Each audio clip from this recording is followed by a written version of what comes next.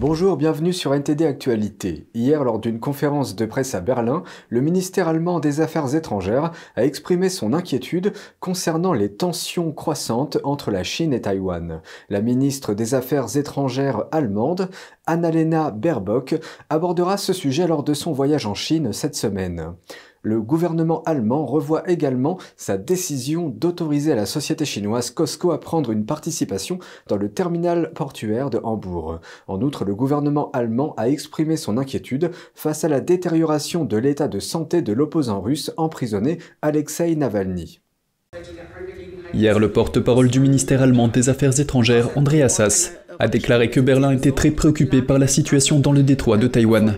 Sass a ajouté que la ministre des Affaires étrangères, Annalena Baerbock, aborderait les tensions entre Taïwan et la Chine cette semaine lors de son voyage en Chine.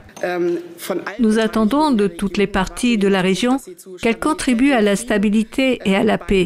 Cela vaut également pour la République populaire de Chine. Nous avons l'impression que des mesures telles que des menaces militaires vont à l'encontre de cet objectif et augmentent plutôt le risque d'affrontements militaires involontaires. C'est pourquoi nous appelons tous les partenaires de la région et nous nous efforçons, avec nos partenaires internationaux, de contribuer à une désescalade dans le détroit de Taïwan à tous les niveaux possibles. Sass n'a pas souhaité commenter les déclarations faites par le président Emmanuel Macron lors de son récent voyage en Chine. Macron a fait sensation en déclarant que l'Europe n'avait aucun intérêt à accélérer le conflit à Taïwan et qu'elle devrait devenir un troisième pôle indépendant de Washington et de Pékin. Les acteurs politiques des deux côtés de l'Atlantique ont critiqué la position du président, estimant qu'elle était trop conciliante à l'égard de la Chine, au moment même où celle-ci effectue des exercices militaires autour de Taïwan. Je peux seulement dire qu'en règle générale, nous ne commentons pas ici les déclarations des chefs d'État étrangers. Toutefois, il est évident qu'avec la France et d'autres partenaires, nous nous intéressons de très près au maintien de l'ordre fondé sur des règles, ainsi qu'à la paix et à la stabilité dans l'ensemble de la région. Le porte-parole du ministère allemand de l'économie a déclaré que Berlin était en train de revoir sa décision d'autoriser la société chinoise COSCO à prendre une participation dans le terminal portuaire Tollrort de Hambourg. Le gouvernement allemand a également commenté les informations concernant l'aggravation de l'état de santé de l'opposant russe emprisonné Alexeï Navalny. Nous avons reçu les informations sur la situation et la détérioration de l'état de santé d'Alexeï Navalny avec une très grande inquiétude. Et nous demandons que le traitement inhumain qu'il reçoit apparemment en détention soit levé, qu'il ait accès à des médecins et bien sûr qu'il soit libéré de sa détention. Mardi, Navalny a déclaré qu'il avait été remis à l'isolement et contraint de subir des conditions extrêmement infernales. L'accueil réservé à Macron lors de son retour en Europe a été un peu froid. Mardi, le président français était aux Pays-Bas pour prononcer un discours, mais des manifestants en colère l'ont interrompu. Pour l'humanité et nos valeurs communes. Je pense que nous avons perdu quelque chose. Où est la démocratie française? Où l'avons-nous perdue? Où l'avons-nous perdue? Dans le public, on entend un homme crier « Où est la démocratie française ?» Un autre militant tenait une banderole, on pouvait y lire « Président de la violence et de l'hypocrisie ». Les manifestants ont ensuite été expulsés de la salle. Le discours a marqué le début de la visite de 2 jours de Macron aux Pays-Bas. Le dirigeant français a été confronté à des semaines de manifestations contre sa loi sur les retraites. Cette loi retarderait l'âge de la retraite de 2 ans. Macron a fait adopter le projet de loi sans vote final. Par ailleurs, le président français a été critiqué pour ses récentes remarques sur Taïwan. Il a déclaré que l'Europe ne devait pas être dans le sillon de Washington ou de Pékin. Son homologue polonais s'est exprimé à la veille d'un voyage aux États-Unis. Il a qualifié l'alliance avec Washington de fondement absolu de la sécurité européenne. Alors que les yeux sont rivés sur les propos taïwanais du président français Emmanuel Macron, plongeons plus profondément dans les racines idéologiques qui sous-tendent sa philosophie. Le dirigeant français s'est ouvertement qualifié d'héritier de l'esprit du fondateur du Parti communiste chinois. Colin Frederickson de NTD en dit plus. Un thé informel avec le dirigeant chinois Xi Jinping, point d'orgue du voyage de 3 jours du président français Emmanuel Macron en Chine la semaine dernière. Mais ces deux-là partagent une passion qui va bien au-delà de cette boisson ancestrale. En mars 2017, Macron, alors candidat à l'élection présidentielle, a accordé une interview au journal Le Parisien. Il a déclaré publiquement « Je suis maoïste » et il a ajouté « Un bon programme est un programme qui marche », en référence à l'efficacité de sa campagne. Mao a été le premier et le plus autoritaire des dirigeants du Parti communiste chinois. Il a régné pendant 27 ans avant de mourir en 1976. On estime que 65 millions de Chinois sont morts à cause de sa politique et de ses tentatives d'instaurer le socialisme chinois.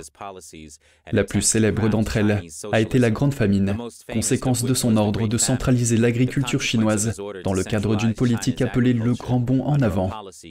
L'actuel chef du parti Xi Jinping est considéré comme un fervent partisan de Mao, compte tenu de son attachement à l'idéologie de Mao, de ses politiques souvent très dures et de son insistance sur le leadership absolu du Parti communiste sur tous les aspects de la société.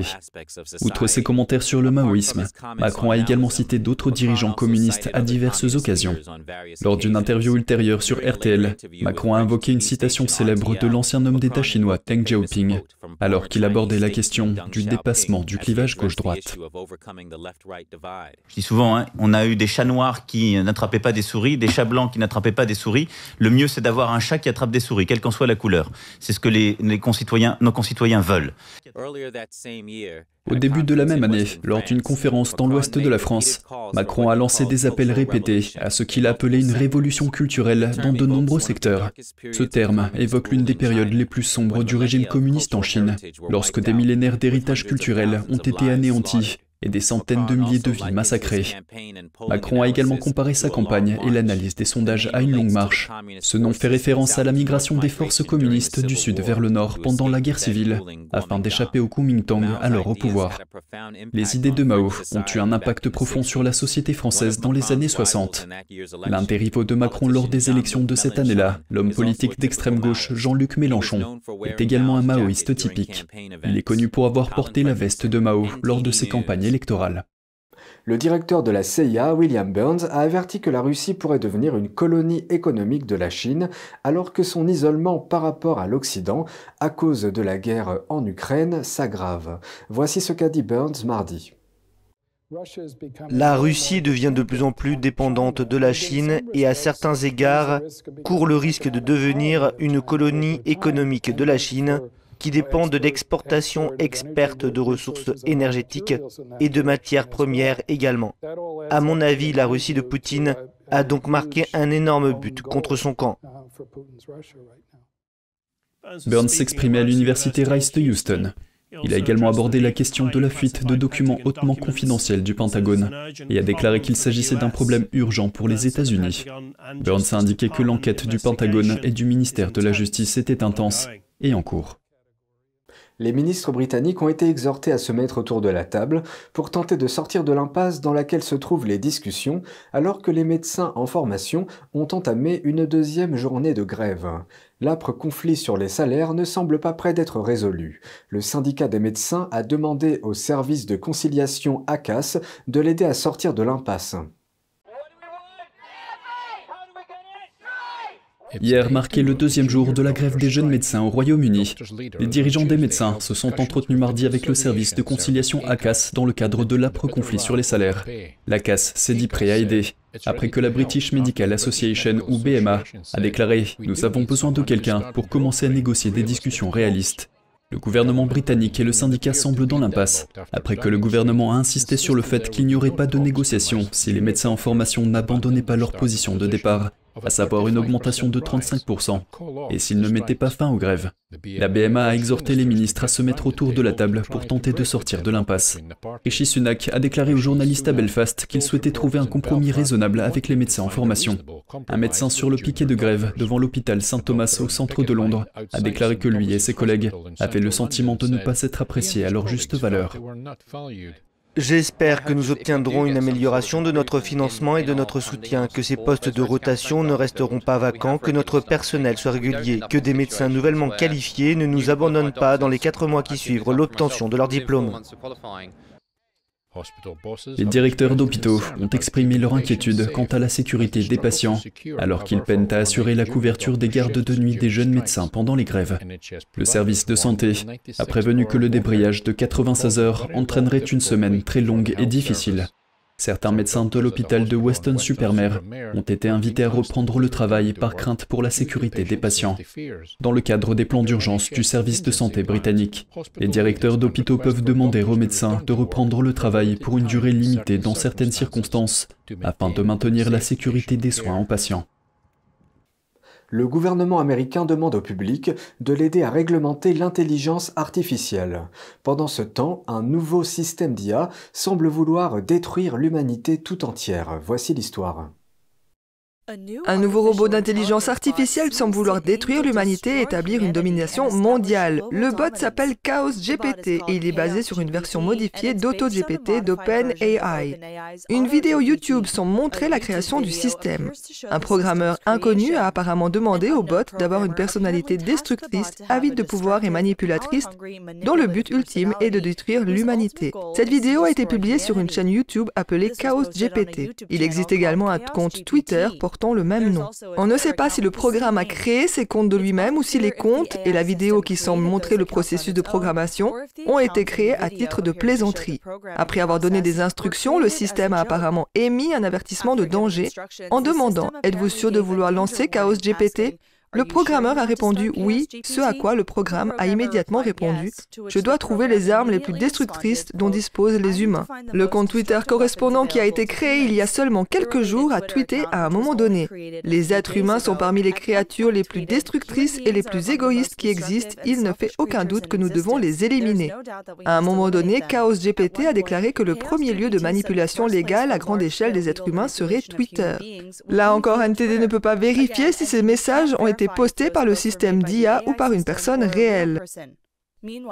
Entre-temps, le gouvernement américain demande l'avis du public sur des mesures visant à réglementer les outils d'intelligence artificielle. Une agence du ministère du Commerce déclare qu'elle passera les 60 prochains jours à examiner des options telles que les audits, les évaluations des risques et un processus de certification potentiel. L'agence a déclaré dans un communiqué, tout comme les aliments et les voitures ne sont pas mis sur le marché sans garantie de sécurité, les systèmes d'intelligence artificielle doivent garantir au public, au gouvernement et aux entreprises qu'ils sont adaptés à l'usage auquel ils sont destinés. La semaine dernière, le président Biden a déclaré que les entreprises technologiques devaient s'assurer de la sécurité de leurs produits avant de les rendre publics.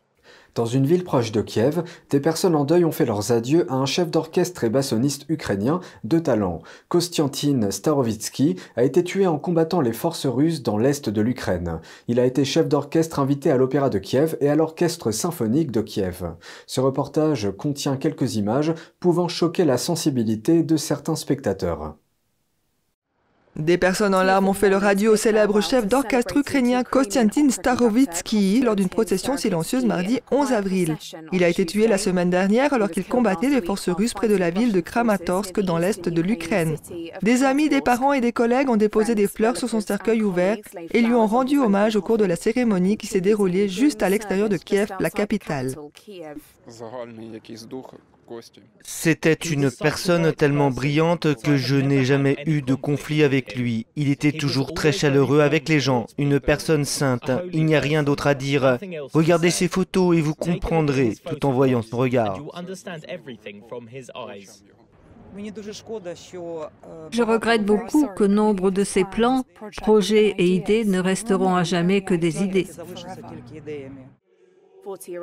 Starovitsky, 40 ans, a rejoint l'effort militaire après le début de l'invasion par Moscou en février 2022. Avant la guerre, il avait mis en scène de nombreux opéras à Kiev, dont Rita de Gaetano Donizetti. En 2021, il a été invité à l'Académie de l'Opéra de Berlin en tant que chef d'orchestre assistant. Il fait partie du nombre croissant de personnalités qui sont mortes en combattant les forces russes en Ukraine. Un jeune prodige des échecs de 11 ans jouera pour l'équipe nationale allemande en Croatie à la fin du mois. Il sera le plus jeune joueur allemand de l'histoire. Andrew Thomas de NTD en dit plus sur son histoire. Hussein Bessou n'avait que 4 ans lorsqu'il a commencé à s'intéresser aux échecs. Le soir, il tournait autour de l'échiquier pendant que son père jouait. Après avoir maîtrisé les mouvements de base, Bessou a surpris tout le monde par son talent. Dans notre famille, nous avons toujours joué aux échecs ensemble, mon père et moi avec mes frères. Hussein venait et commençait à demander comment déplacer les pièces, comment jouer, et c'est ainsi qu'il a appris les mouvements de base des échecs. Ensuite, il a commencé à avoir des mouvements tactiques que nous n'aurions pas vus. La famille Bessou est composée de réfugiés syriens. En 2016, ils se sont installés à Lippstadt en Allemagne.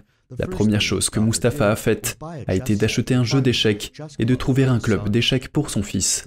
Les entraîneurs du club ont rapidement constaté que Hussein était très en avance sur les autres enfants. Il n'avait même pas appris suffisamment d'allemand pour comprendre les entraîneurs. J'ai fait beaucoup de tournois en Allemagne et comme ça j'ai amélioré mon allemand. C'est comme ça que je me suis fait plus d'amis. Les entraîneurs ont recommandé à l'enfant, alors âgé de 6 ans, de fréquenter un club étatique. Les joueurs avec lesquels je joue sont tous plus âgés et ont donc peut-être un peu plus d'expérience. Mais je pense honnêtement que c'est génial de pouvoir jouer et je pense que c'est une opportunité fantastique. Ils vont me préparer ainsi que l'équipe pour ce qui nous attend. Bessou a remporté la première place de la compétition allemande des moins de 10 ans en 2020. L'année dernière, il a pris la 3e place au championnat du monde des moins de 12 ans. Nous sommes très fiers que Hussein ait été invité à rejoindre l'équipe allemande pour participer à des tournois internationaux. Nous souhaitons que l'équipe allemande obtienne de bons résultats. Ce succès sera celui de l'Allemagne, mais aussi de Hussein. La famille de Hussein a lancé une campagne de financement communautaire pour l'aider à couvrir ses frais de voyage. Elle espère qu'il finira par trouver un sponsor. Andrew Thomas, NTD Actualité. Et c'est ainsi que s'achève cette édition. Merci de nous avoir suivis. Vous pouvez suivre tous les programmes de NTD sur Ganjing World, la plateforme 100% propre, en tapant www.ganjing.com/fr ou en cliquant sur le lien qui se trouve sous notre vidéo YouTube. Je vous souhaite à toutes et à tous, et de la part de toute l'équipe, une excellente soirée sur NTD.